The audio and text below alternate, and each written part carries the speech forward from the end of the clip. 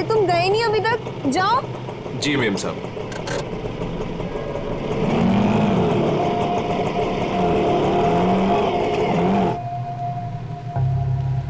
Hello Vishakha, मैं करिश्मा बोल रही हूँ। मैं एमजी रोड के यहाँ कंस्ट्रक्शन बिल्डिंग पे खड़ी हूँ। मुझे तुमसे तुम्हारी शादी के बारे में बहुत ज़रूरी बात करनी है।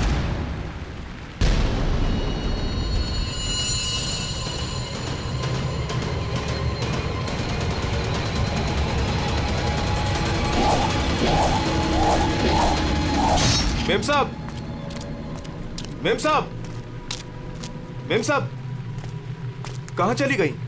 मैं तो यहीं छोड़ के गया था। मेम साहब, मेम साहब।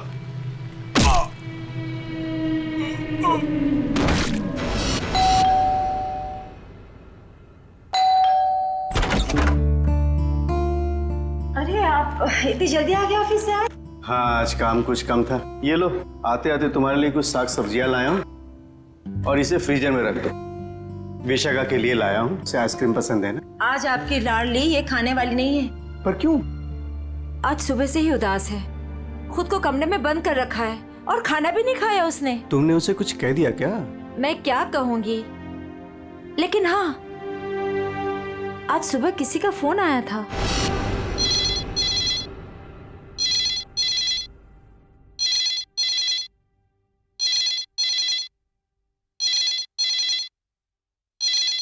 हेलो। हेलो, विशाखा बोल रही हो? जी हाँ, विशाखा बोल रही हूँ। देखो, मुझे तुमसे बहुत ज़रूरी बात करनी है। ये बात तुम्हारी शादी के बारे में है। शादी? कौन सी शादी? मुझे इस बारे में कोई बात नहीं करनी है। प्लीज मुझे दोबारा कॉल मत कीजिए।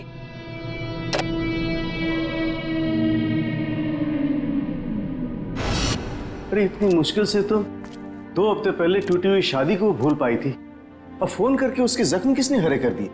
बहुत पूछा मैंने कि किसका फोन था, लेकिन रोई जा रही है, जवाब ही नहीं दे रही है। मैं देखता हूँ, तुम चिंता मत करो। विशाखा, विशाखा बेटे, विशाखा बेटे, दरवाजा खोलो। विशाखा, दरवाजा खोलो। विशाखा! ये दरवाजा क्यों नहीं खोल रही है?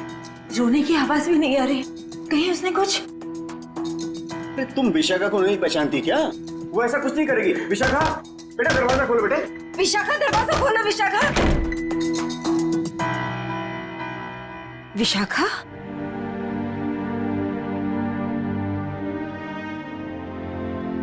विशाखा बेटे, वो शादी वाले फोन कॉल से चिंता में है ना तू? हाँ पापा, काश मैंने उस गलत लड़के से शादी की जिद न की होती। मेरी वजह से आप लोगों को कितना अपमान सहना पड़ा। अरे नहीं बेटी, ऐसा कुछ नहीं है। उस लड़के के साथ तेरी शादी नहीं हुई, ये तो बड़ी अच्छी बात है। उस परिवार से तू बच गई बेटे।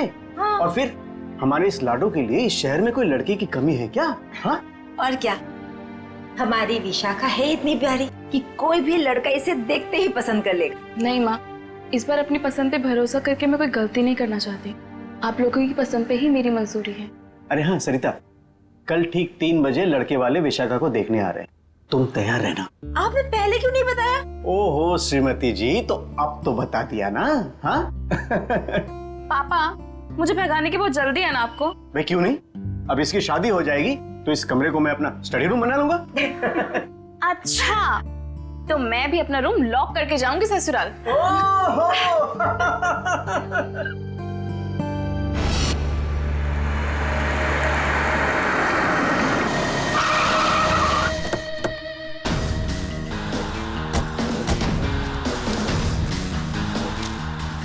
भाई साहब, मैं यहाँ का बचपन, मैंने ही आपको फोन किया था। लाश कहाँ पर है? जी उस तरफ। चलो दिखाओ। जी।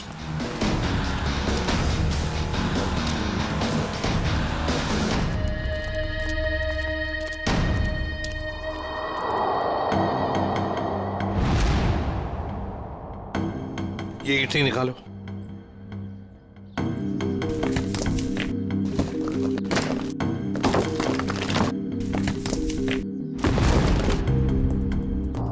तो लगता है लाश को छुपाने की पूरी कोशिश की थी। हाँ, छुपाने की तो बहुत कोशिश की है, मगर जरूर कुछ ना कुछ तो भूल गया है वो। कोई ना कोई सुराग तो हमें जरूर मिलेगा।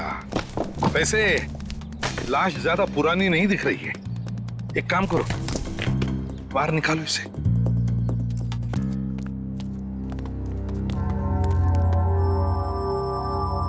सामने से सीधे चाकू घोंप दिया सीने।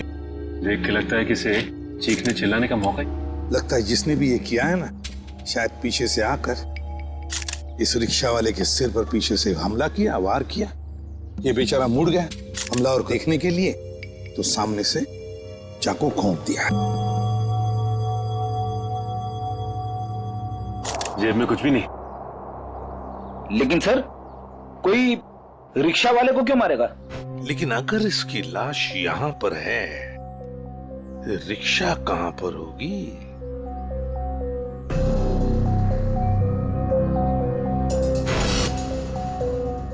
सर, हाँ, सर ये देखिए सर, ये खून की बूंदें और घसीटने के निशान हैं।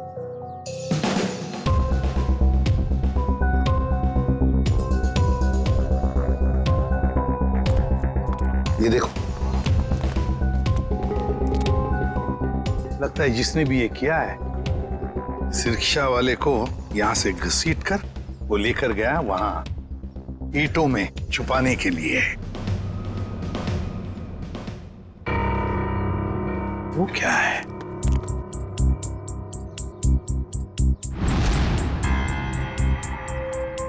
किसी आदमी की घड़ी? अरे ये तो काफी महंगी घड़ी है। शायद रिक्शा वाले की होगी। नहीं फ्रेडी, ये इस रिक्शा वाले की घड़ी नहीं लगती। इतनी महंगी घड़ी है ये, 1,00,000-1.5 लाख की तो घड़ी है ये। तो फिर सर, शायद उसी की होगी जिसने रिक्शा वाले को मारा है। वो तो ये भी सकता है कि घड़ी उस आदमी की हो जो ऑटो में बैठा था।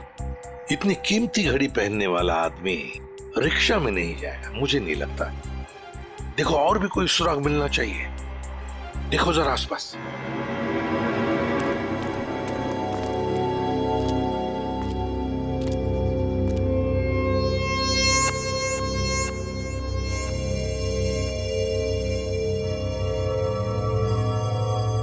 अरे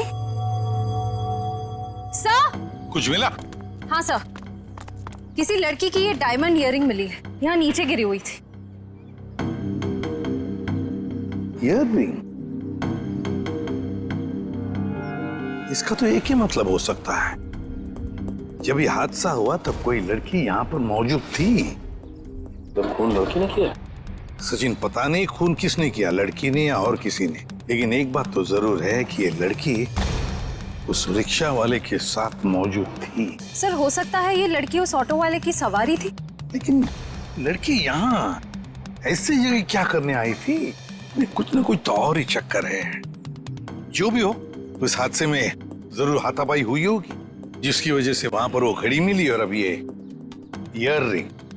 ये केस तो बहुत पेचीदा हो गया। इतने सारे सवाल लेकिन जवाब इतने कम।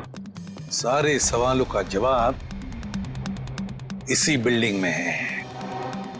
इस बिल्डिंग को अच्छी तरह से छान मारते। Let's go.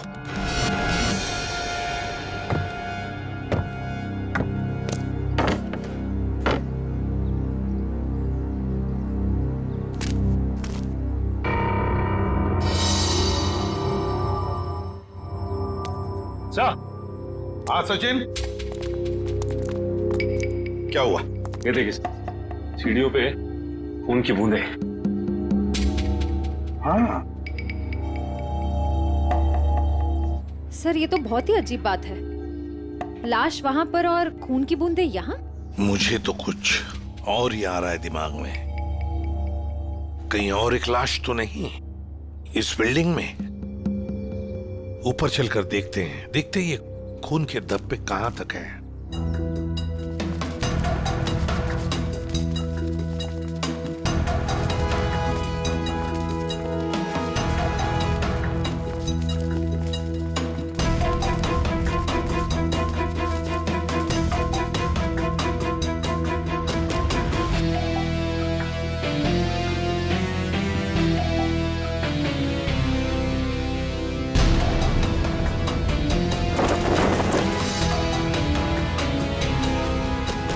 भाई साहब, मैं तो कहता हूँ अभय और विशाखा एक दूसरे के लिए बिल्कुल सही है। दोनों के ख्यालात मिलते जुलते हैं, दोनों का स्वभाव एक है, और वैसे एक साथ स्कूल में पढ़ चुके हैं।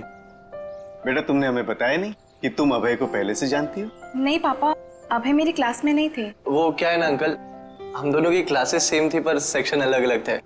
आप सेक्शन ए में थी और मैं सेक्शन सी में था। बात यह है ना जी, अबे के लिए एक से बढ़कर एक खानदान से रिश्ते आ रहे हैं, लेकिन इसने मना कर दिया है। स्कूल के वक्त से ही आपकी बेटी से प्यार करता है, लेकिन कह नहीं पाया, इसलिए आज मुझे आना पड़ा कहने के लिए। पापा प्लीज, आप मुझे एम्बेरस कर रहे हैं। नैना और अनुष्का कैसे हैं? स्कूल टाइम से तुम्हारे बेस्ट फ्रेंड हुआ करते थे वो लोग। हाँ, नैना भी बेंगलोर में जॉब कर रही है और अनुष्का की रिसेंटली शादी हो गई है मसूरी में। सुना है बहुत ही खूबसूरत जगह है वो। जी। वैसे तो साउथ अफ्रीका भी बहुत ही सुंदर जगह है। 25 साल पहले हमने हमारे हीरो का बिजनेस वहां शुरू किया था और आज यहाँ तक ले आए उसे। आप लोग बैठिए, मैं आप लोगों के लिए चाय वगैरह लेकर आती हूँ। आप लोग बैठिए, हम आते हैं।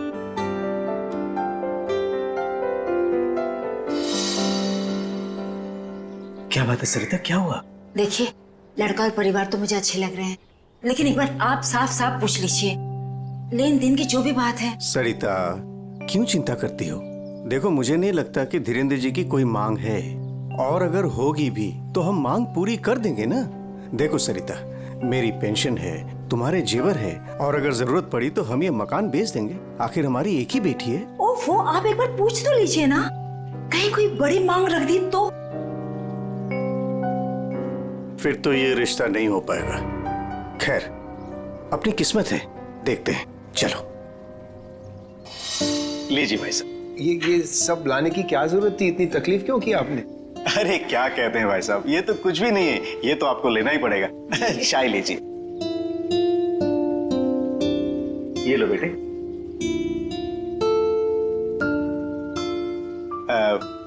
भाई साहब, अगर आप बुरा न माने तो कुछ देर हम लोग बाहर चल के आपस में बात कर लेते हैं। अरे इतने में बच्चे भी एक दूसरे से बात कर लेंगे। अरे ये तो बहुत अच्छी बात है, चलिए।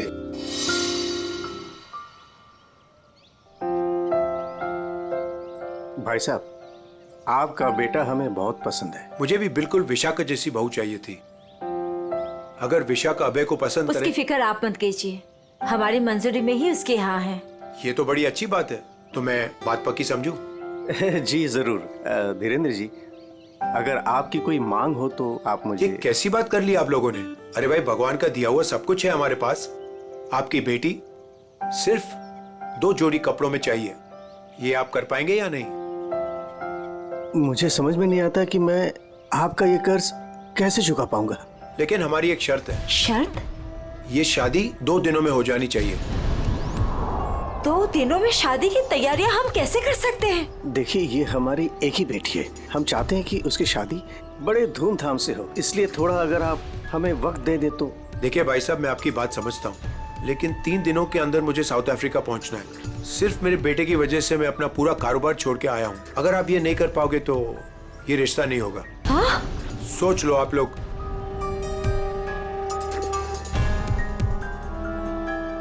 ठीक है भाई साहब, ये शादी परसों ही होगी। ये तो बहुत अच्छी बात है, मुबारक हो। देखिए, आप शादी की तैयारियां कीजिए, पैसे की चिंता न कीजिए, वो हम करेंगे। जी।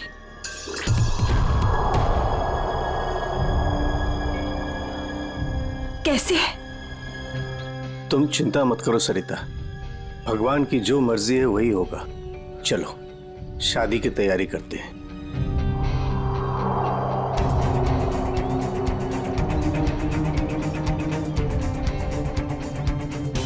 पता नहीं मुझे ये सब ठीक क्यों नहीं लग रहा है।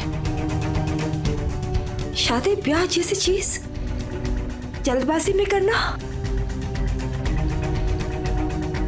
कहीं हम गलत निर्णय तो नहीं ले रहे?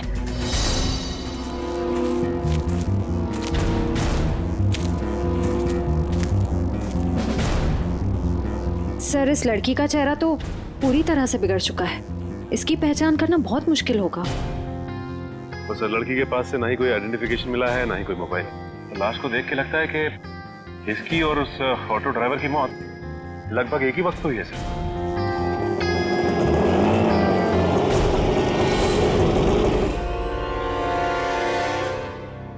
सर, ये लावारिश रिक्शा यहाँ से थोड़ी दूर पे खड़ी हुई थी, लोगों ने मुझे बताया। और सर, ये रहे रिक्शा के पेपर्स। वो लाश इसी रिक्शा ड्राइवर की थी, चमन नाम था उसका। और सर ये फोटो भी लगी उसकी। हाँ, चमन खुद मालिक था इस रिक्शा का। और कुछ मिला? हाँ सर, मोबाइल मिला है सर, लेकिन सर बैटरी डाउन है इसकी। ठीक है, कोई बात नहीं, इसमें से हमें बहुत कुछ इंफॉर्मेशन मिल सकती है।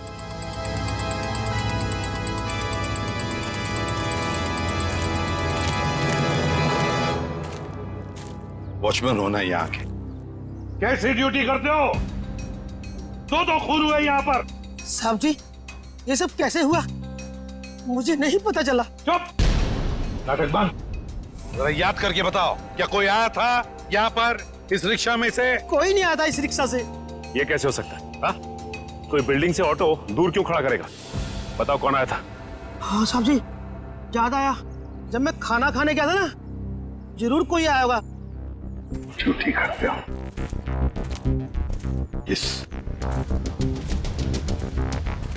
इस चमन की पूरी कुंडली निकालो। हाँ अभिजीत। सर वो ऑटो वाले के फोन की डिटेल मिल गई है सर। ये 11 बजे के करीब ममता नगर से निकला और 11:30 बजे जेल स्टेशन पे पहुंच गया। ये MG road under construction building पे कब पहुंचा? सर 12:30 बजे जेल स्टेशन से सवारी लेने के बाद 12:40 पे उस जगह पे मिला था जहां पे वो ऑटो खड़ा मिला था। मतलब जेल स्टेशन से उसने सवारी उठाई। तो फिर अभिजीत उस वक्त दो मोबाइल फोन होंगे उस रिक्शा में, एक रिक्शा वाले का और शायद इस सवारी का भी।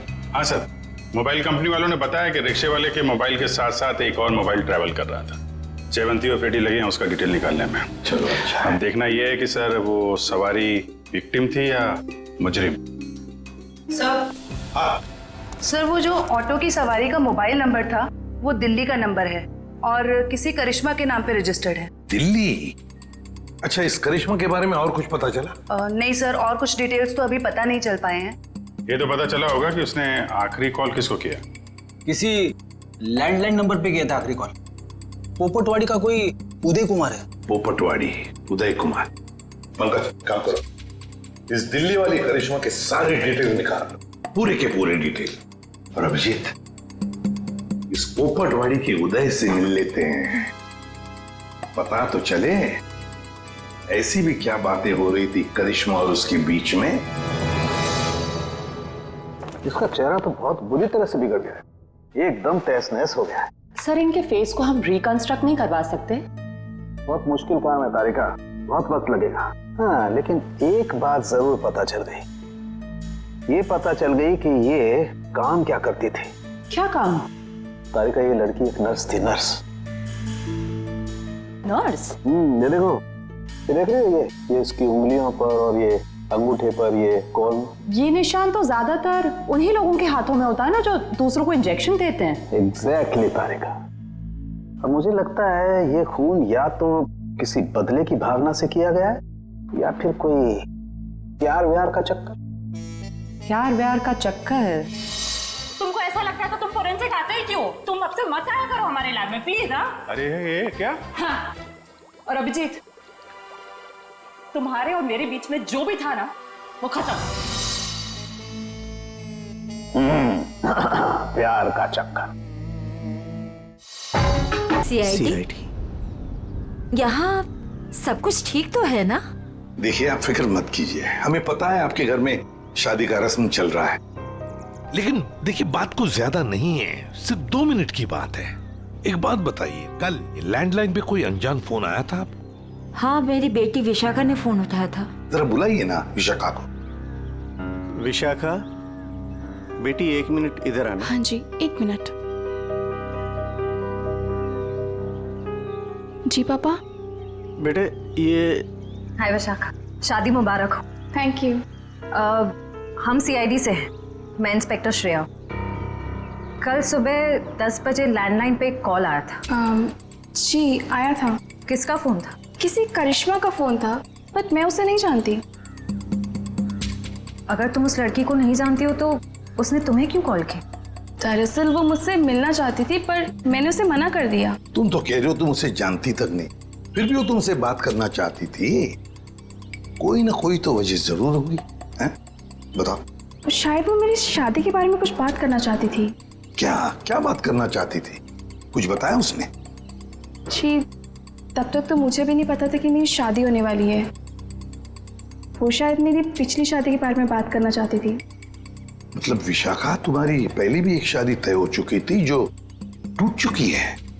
देखिए प्लीज, अगर इस बारे में इस वक्त बात न करें तो अच्छा होगा। बड़ी मुश्किल से उस सदमे से ये उभर पाई है। प्लीज। पापा, इट्स ओके, मुझे उस बात से कोई फर्क नहीं पड़ता है। पर आप इस फोन कॉल के बारे में मुझसे इतने सवाल क्यों पूछ रहे हैं? दरअसल बात यह है कि करिश्मा नाम की उस लड़की का। एक मिनट में समझाता हूं। देखिए, ये करिश्मा जिसने फोन किया था यहाँ पर, हम उससे मिलना चाहते हैं एक केस के सिलसिले में। ये करिश्मा कोई मुजरिम है क्या? क्या इसने कोई जुल्म किया है और ये मुझसे क्यों बात करना चाहती है? देखो, करिश्मा मुजरिम है या नहीं ये अब तक तय नहीं हुआ है। खैर छोड़ो, आप लोग शादी की तैयारियां करो। और विशाखा, हम सब की तरफ से शादी मुबारक हो। Thank you.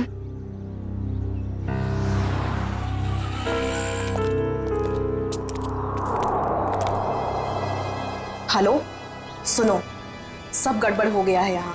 सीआईडी आ गई है। हाँ जी, क्या हाल है बॉस?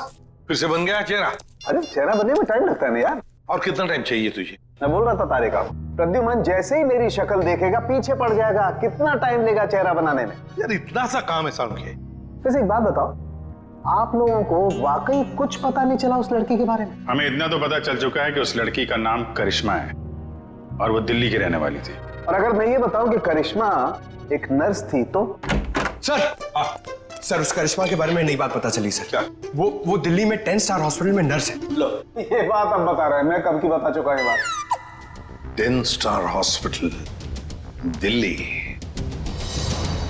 वाह यार अभय, बड़ी सुंदर दुल्हन मिली है तुझे, सच्ची। पता नहीं कहाँ से किस्मत लिखा के लाया है। अरे वो कहते हैं ना, लंगूर के हाथ में अंगूर। एग्जैक्टली।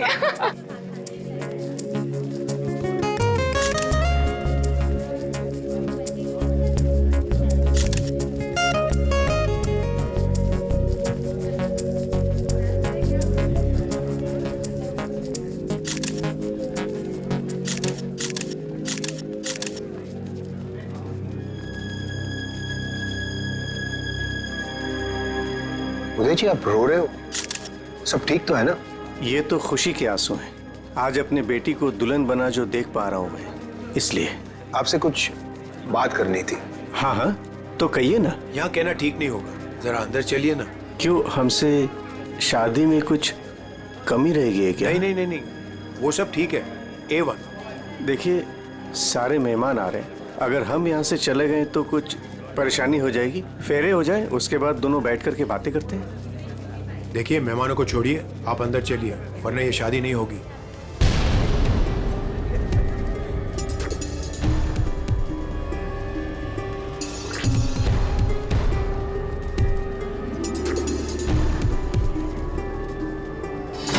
आइए उदय जी।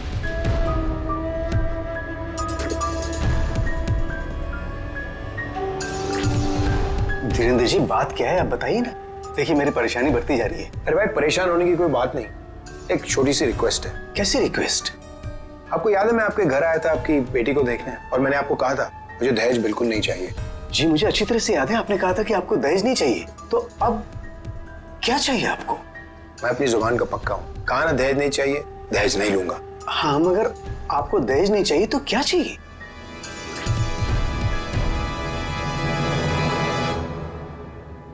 किडनी। किडनी?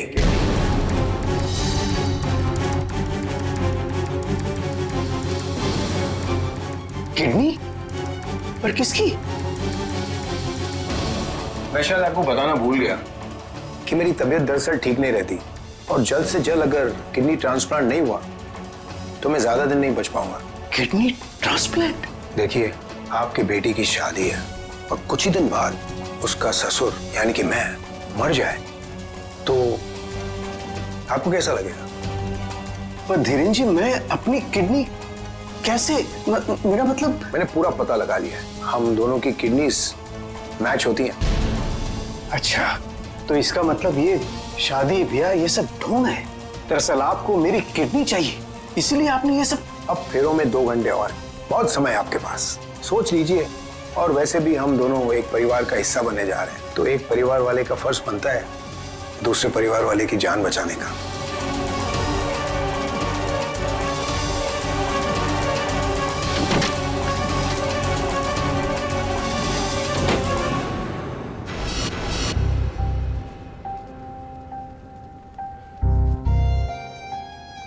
आपको दहेज नहीं चाहिए तो क्या चाहिए? Kidney, kidney, kidney.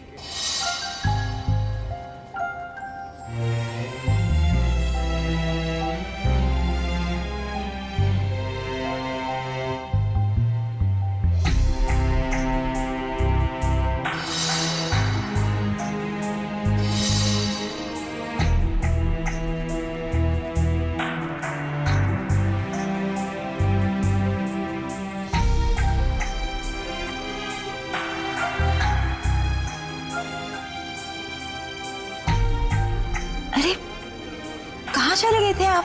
कुमार साहब आए हैं अपनी पत्नी के साथ, वो आपको ढूंढ रहे थे। सरिता, आओ मेरे साथ, 2 मिनट तुमसे बात करनी है। चलो।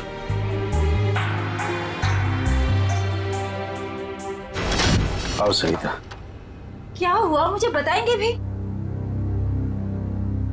सरिता, दरवाजा बंद कर दो, बताता हूं।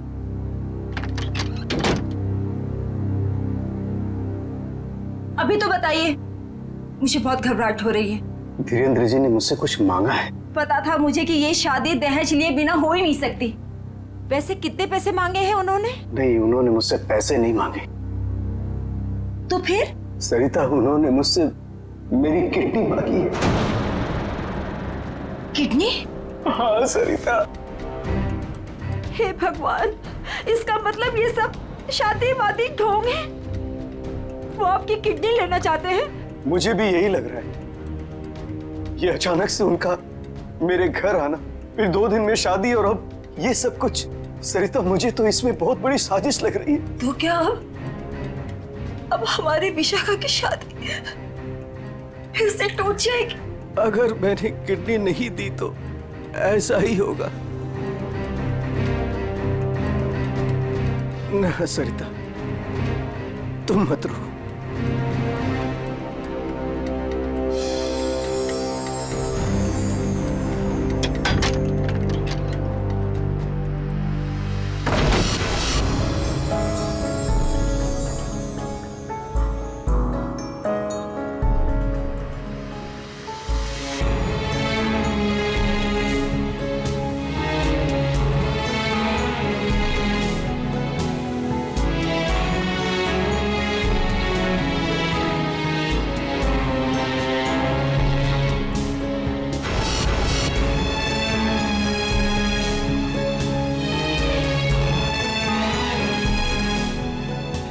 सारे मेहमान आ चुके हैं, और अगर इस बार भी हमारी विशाखा की शादी नहीं हुई तो वो पूरी तरह टूट जाएगी। एक जख्म तो वो पहले ही खा चुकी है, लेकिन अब दोबारा वो बर्दाश्त नहीं कर पाएगी। मैं जानता हूं सरिता, तुम ठीक कह रही हो, इसलिए मैंने सोच लिया है, मैं अपनी किडनी दूंगा। हाँ सरिता। नहीं, अगर आपने किडनी दे दी तो आपका क्या होगा? मुझे कुछ नहीं होगा सरिता।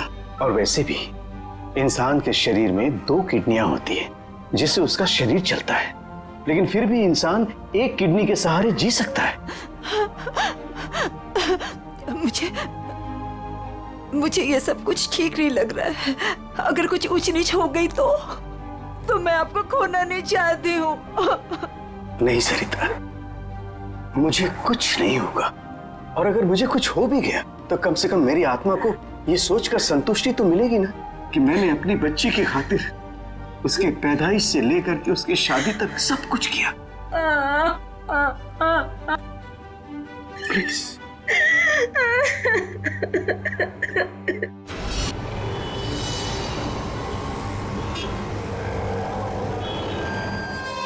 हेलो सर, मैं अनुज, इस हॉस्पिटल का डीन। करिश्मा की मौत की खबर सुनकर आई एम शॉक्ड। वो बहुत ही काबिल नर्स थी। वैसे डॉक्टर साहब एक बात समझ में नहीं आ रही है, ये करिश्मा ने अचानक से छुट्टी क्यों ली और फिर यहाँ से मुंबई चली गई? कोई खास वजह थी क्या छुट्टी लेने में? उसने छुट्टी ली और यहाँ से चली गई। अब यहाँ से जाने के बाद वो कहाँ गई, किस लिए गई, इसके बारे में हमें कुछ नहीं पता। देखिए हम लोग करिश्मा के घर गए थे, लेकिन वहां से कोई ज्यादा जानकारी मिली नहीं है। क्या आप बता सकते हैं कि यहाँ पे करिश्मा को कोई सामान वगैरह पड़ा है? आप चाहें तो करिश्मा का लॉकर देख सकते हैं। जी हाँ, जरा दिखाइए लॉकर। आइए। चलिए। अरे सर, इस लॉकर को देखकर मुझे मेरी नानी की अलमारी याद आ गई। वो भी अपना सारा सामान ऐसे ही ठूस ठूस के रखती थी। सर ये तो किसी मरीज की मेडिकल रिपोर्ट है। किसकी फाइल है ये? दे उदय कुमार। उदय? विशाखा के पिताजी उदय कुमार? कमाल है, इस फाइल को तो हॉस्पिटल के रिकॉर्ड रूम में होना चाहिए। ये करिश्मा के लॉकर में कैसे? मतलब ये करिश्मा उदय जी और उसके परिवार वालों को जानती थी? वो परिवार वाले तो बता रहे थे कि वो करिश्मा को जानते ही नहीं। जरा बताइए किस चीज का इलाज चल रहा था उदय का?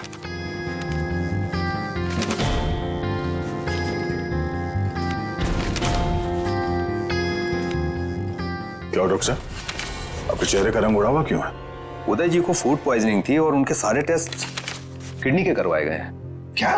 बताइए यार, ये क्या चक्कर है? नहीं नहीं नहीं दया, कुछ ना कुछ तो गड़बड़ जरूर है, कुछ ना कुछ तो गड़बड़ है। अच्छा डॉक्टर साहब, इस करिश्मा का बर्ताव कुछ अजीब लगा आपको? मतलब कुछ गड़बड़ लगा आपको कभी? नहीं, ऐसा तो कुछ भी नहीं लगा। सर ये देखिए। माय गॉड, तो ये बात है। क्या बात है उदय? अरे डॉक्टर चंद्रप्रकाश, आओ बैठो बैठो। ये अचानक क्या बात करना चाहते हो तुम मुझसे?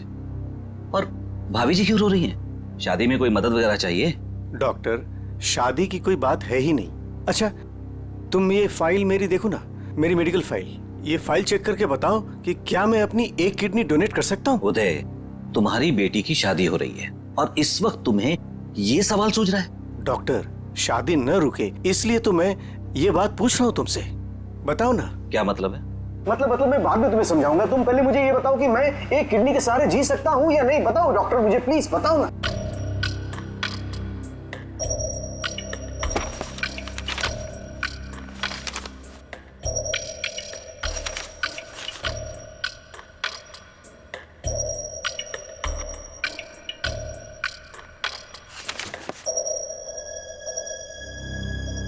डॉक्टर, रिपोर्ट ठीक तो है ना? क्या हुआ चंद्रप्रकाश, बताओ ना कुछ मुझे।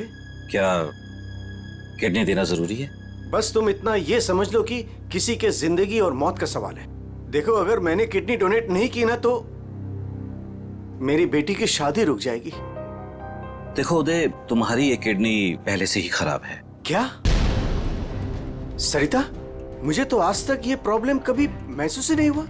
कैसे किडनी फेलियर हो सकता है? क्योंकि उदय, तुम्हारी बॉडी दूसरी किडनी से फंक्शन कर रही है। आई एम सॉरी, अगर तुमने ये दूसरी किडनी भी डोनेट कर दी तो क्या? तो तुम्हारा बचना नामुमकिन है। किडनी डोनेट करने के लिए तुम मेडिकली फिट नहीं हो। देखो, ऐसा मत कहो डॉक्टर, मुझे ये किडनी दान करनी ही पड़ेगी किसी भी हालत में। डॉक्टर प्लीज जरा चेक करके बताओ, कोई तो रास्ता निकालो। देखो उदय, फाइनल डिसीजन मैं नई रिपोर्ट के आने के बाद ही दे पाऊंगा, लेकिन इस रिपोर्ट के मुताबिक किडनी डोनेट करना मतलब मौत को दावत देने जैसा है।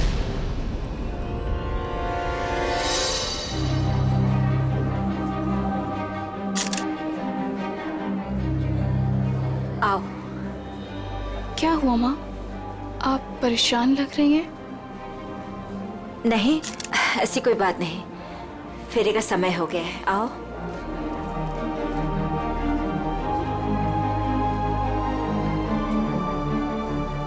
अरे उदय जी, आप ही को ढूंढ रहा था। फेरे लगवाएं या फिर मैं बारात वापस? जी नहीं, बारात वापस ले जाने की नौबत नहीं आएगी। मुझे पता था, आप बड़े समझदार इंसान हो, सही डिसीजन लिया। और वैसे आप अपनी बेटी को इतना प्यार जो करते हो, आइए। यकीन नहीं आ रहा है दया, शादी के नाम पे ऐसी सौदेबाजी।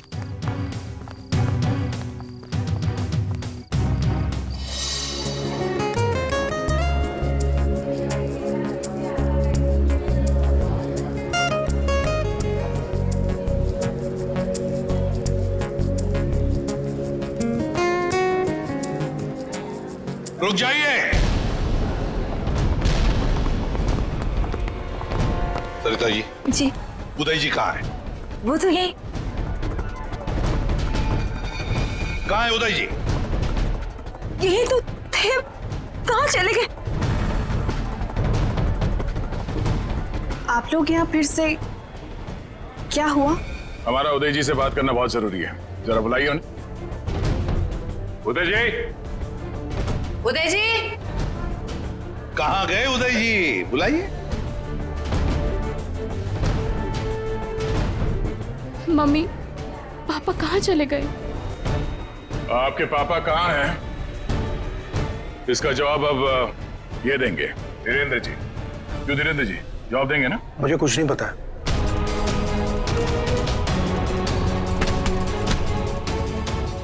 नहीं पता तो सड़क कहाँ रहे आप? हाँ?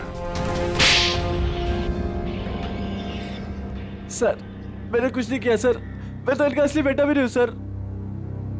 मेरे पति को इन लोगों ने गायब करवाया होगा और किडनी के लिए ये लोग शादी तोड़ने की धमकी दे रहे थे।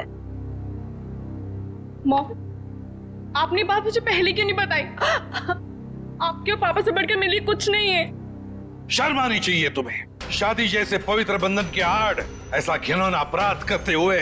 सर मैं मानता हूँ इसी प्लान के जरिए मैंने किडनियों का व्यापार किया। क्या? शायद इसीलिए उन गुनाहों की सजा है कि मेरी खुद की किडनी बेकार हो गई, लेकिन इस बार सर मैं खुद की जान बचाने के लिए कर रहा था। इसके लिए किसी और की जान चली जाए। अब बताओ, करिश्मा को क्यों मारा? सर मैंने करिश्मा को नहीं मारा, बल्कि वो तो मेरी मदद करती थी मरीज ढूंढने में। सर इस बार मैंने गैंग वालों को बताया फिगर एक किडनी गायब कर दी। उसी बात को लेकर वो मुझे ब्लैकमेल कर रही थी कि वो बाकी गैंग वालों को और विशाखा को ये बात बता देगी। इसीलिए तुमने करिश्मा को मारा? इसीलिए? नहीं सर, मेरा यकीन मानो, मैंने उसे नहीं मारा। मुझे लगता है कि सर उसके मौत के पीछे मेरे बाकी गैंग वालों का हाथ है। कौन है तुम्हारे साथी? कहाँ लेकर गए उदय को? किडनी निकलवाने। ऑपरेशन शायद शुरू भी हो गया होगा। कहाँ हो रहा है ये किडनी निकालने का ऑपरेशन?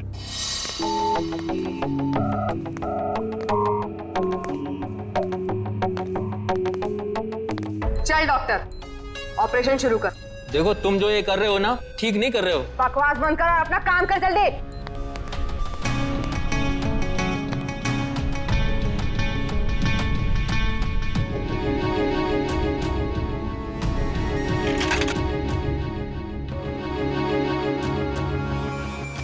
अबे जल्दी करना।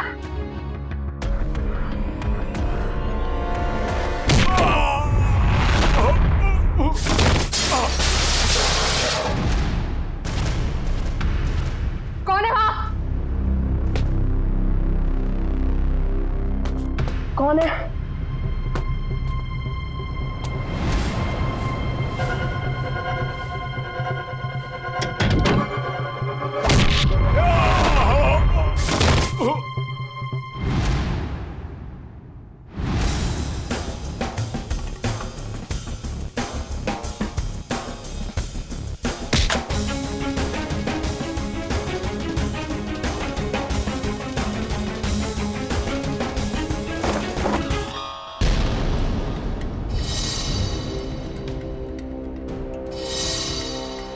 अपने जुर्म का इनाम तो लेती जाओ।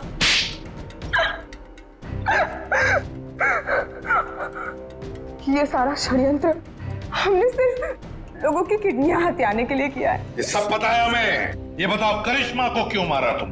क्योंकि करिश्मा हमें धोखा दे रही थी। लेकिन तुमने करिश्मा का खून किया, ये बात तुमने धीरेन्द्र से क्यों छुपाई? ताकि जब धीरेन्द्र किडनी ट्रांसप्लांट के लिए ऑपरेशन थिएटर में आए तो वहां उसे आराम से मार सके, ताकि वो खून ना लगकर एक हादसा लगे। और उदय की किडनी तुम ऊंचे दाम में बेचना चाहती थी, क्योंकि उदय का blood group Bombay blood group है, एक रेयर ब्लड ग्रुप है ना। यही प्लान था सर, लेकिन आप सीआईडी वालों की वजह से वो सब चौपट हो गया। करिश्मा का खून और कितने सारे मासूम लोगों की किडनियों की चोरी, तुम्हें तो फांसी ही होगी। इतना काफी है तुम्हें फांसी के फंदे तक पहुंचाने के लिए। जयवंती, ले जाओ इसे। सर।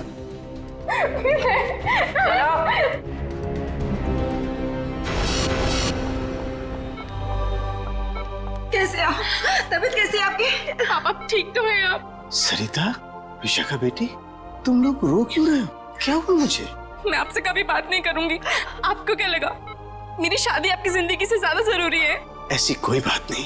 दरअसल मैं और सरिता, हम तो सिर्फ तुम्हारी खुशी चाहते हैं बेटे। मेरी खुशी आपसे है, आपसे है। माना बाकी लड़कियों की तरह मेरा भी सपना है कि मेरा भी एक अच्छा पति हो, लेकिन वो पति मुझे अपने पिता की कीमत पर बिल्कुल नहीं चाहिए।